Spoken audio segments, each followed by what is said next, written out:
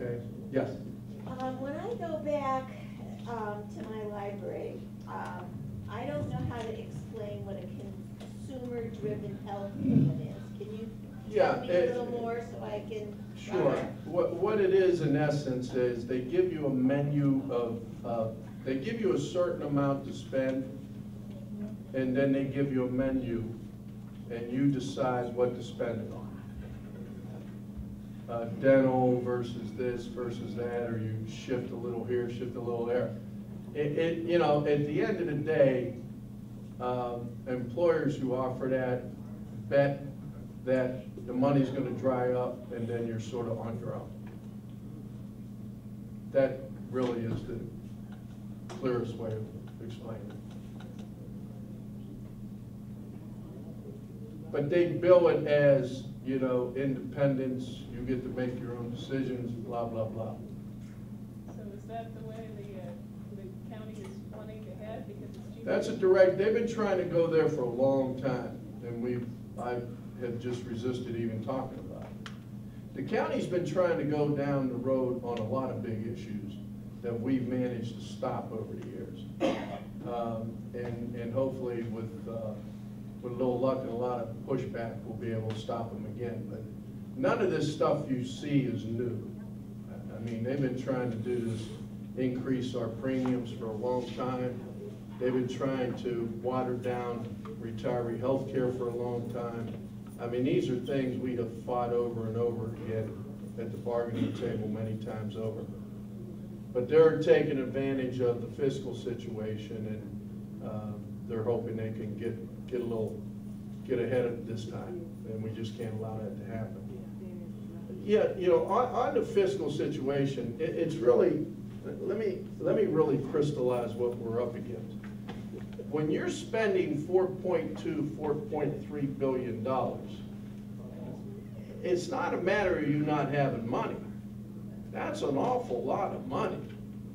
What it is it's a matter of what your priorities are. And we all know that their priorities far exceed our needs. You know that.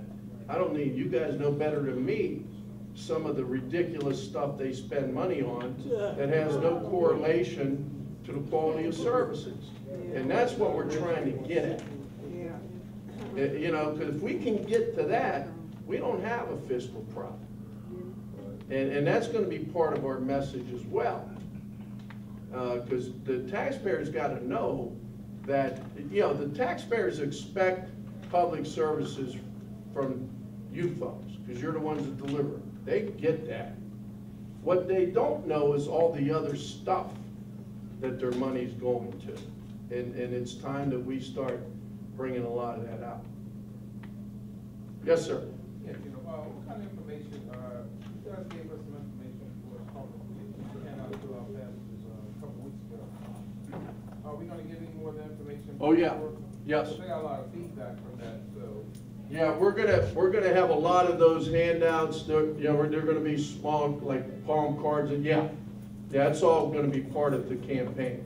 And those of you at Ride On, you guys can do a lot of damage with that stuff, giving it to your people. And you know, the folks that get on, and I know you've been doing that, and I want to thank you for that because that helps get the message out. And those of you in the libraries and the community, you know, look. You can help us immensely in educating the public, because these are people that you know.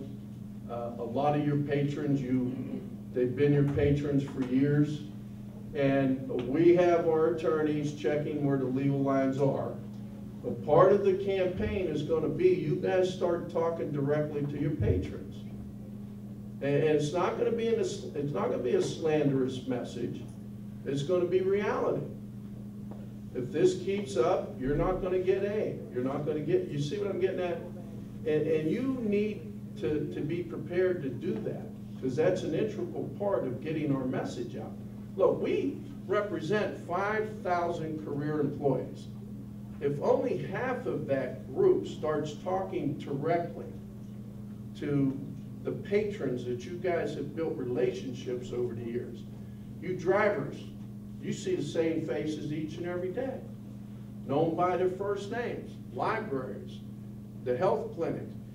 We're going to be asking you, start talking to these folks. Start telling them what's going on. That's a powerful message because it's coming from you. They know you take care of them. You see what I'm saying? And they're going to listen to that. Yes? Since we have a no strike, no lockout clause in our contract, and we keep on trying to negotiate with them, what happens if the bargaining breaks down? And what can we do just besides rallying? Sure. Good question. If the bargaining breaks down under our system, we have what's called binding arbitration. We do not have the right to strike. And what that will look like is, and the calendar for that, if we don't reach agreement by the 15th of February, then the federal arbitrator is going to come in and he's going to take over. I'm sorry? You said 15th of February? That's correct. If we don't reach an agreement. Next February. No, this February. If we don't reach an agreement with the county between now and February 15th, okay, a federal mediator arbitrator will be brought in and he will take over control of the process. His first obligation will be to get the parties to reach agreement. And if he cannot do that, then we go into what's called formal arbitration. And what that looks like is a day in court. There's stenographers, people are sworn, we gotta roll in all our witnesses, our consultants, our pension, whoever we need to support our arguments. And we'll have probably 2-3 days of full testimony. And when it's all said and done, the arbitrator will close the record, and then he will go away on his own. And within 10 days or so, he has to pick the county's final package or the union's final package. Is that a public forum? No, it won't be. Now, we're going to have some observers from the bargaining committee and bargaining team for training purposes, but no, that's not done in a public forum. So now some good things are, you know, everything we do is strategic. Part of the pension strategy is also a legal strategy as well, because the arbitrator is he has to decide whether or not the county's position or the union's position is first affordable, and cutting wages is affordable, right? We're not asking for anything, we're just being asked to be let alone for a little bit longer. So the affordability issue is not as dramatic as otherwise if we were asking for 5-6% raise, okay?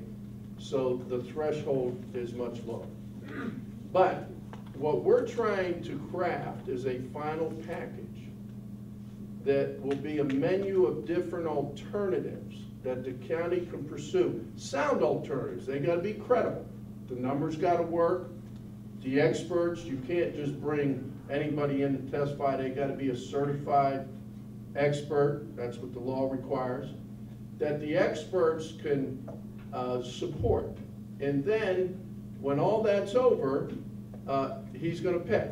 Now, the good news is, we got the best experts and the best attorneys.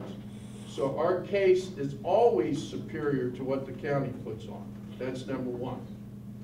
Secondly, we strategically chose the best possible arbitrator for this environment. His name is Homer LaRue.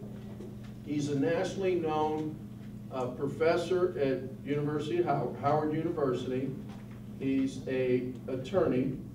He comes from humble beginnings, and he understands the struggle that workers have to go through to chase the American dream. He grew up poor, he's self-educated, he's a self-made success. So if anybody is going to heavily weigh the absolute destruction that these proposals will have on you and your families, he will do that. So I'm comfortable with that as well. The wild card is this, and this is where the mobilization plan comes in. Let's, for the sake of this conversation, we come out of arbitration and we win. That doesn't mean the county council has to honor the arbitration. So we're going to go from fighting on one side of the street, crossing the street, and having to fight the fight all over again. But you know what? We're used to that. That's what we've been doing for the last couple of years. And I'll take the fight, and I'll bet that we'll do okay. But this is far from over. This isn't going to be over until May, one way or another, when the final budget is determined. That's why your involvement between now and then is going to be critical to our ultimate success. And I'm going to remain optimistic that we're going to be successful. Yeah. Other questions? Well, you got, yes, sir. How many furlough days will we be getting this year? And have you heard anything about our compressed days?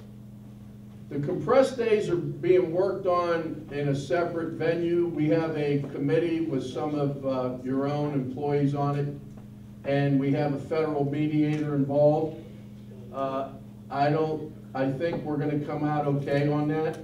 The information I'm getting. Our district supervisor said we will be losing that. I'm sorry? Our district supervisor said we will be losing that. Well, your supervisor's not going to make that final decision. Ike Leggett and I will.